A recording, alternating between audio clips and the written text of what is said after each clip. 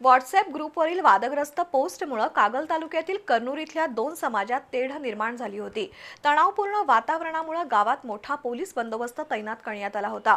दरम्यान करवीरचे पोलीस उपअधीक्षक आणि कागलच्या पोलीस निरीक्षकांनी केलेल्या यशस्वी मध्यस्थीनंतर कन्नूर गावातील तणाव निवळला आहे।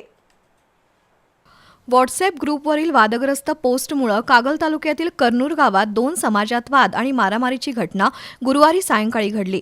त्यानंतर गावात तणाव निर्माण झाला, त्यामुळे मोठा पोलीस बंदोबस्त तैनात करण्यात आला होता। शुक्रवारी दिवसभर पोलीस प्रशासनाने प्रमुख कार्यकर्त्यांची बैठक घेतली। पोलीस उपअधीक्षक सुजितकुमार क्षीरसागर आणि पोलीस निरीक्षक गंगाधर घावटे यांनी दोन्ही समाजातील कार्यकर्त्यांना शांतता राखण्याचं आवाहन केलं।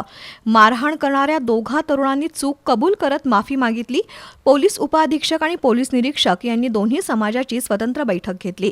कन्नूरच्या मुख्य रस्त्यावर नाकाबंदी करून वाहनांची तपासणी केली। वाहन चालकांच्या नोंदी घेऊन त्यांना प्रवेश दिला जात होता। सायंकाळच्या सुमारास छत्रपती शिवाजी महाराज चौकात सामूहिक आरती करण्यात आली। त्यानंतर गावातील वातावरण निवळलं।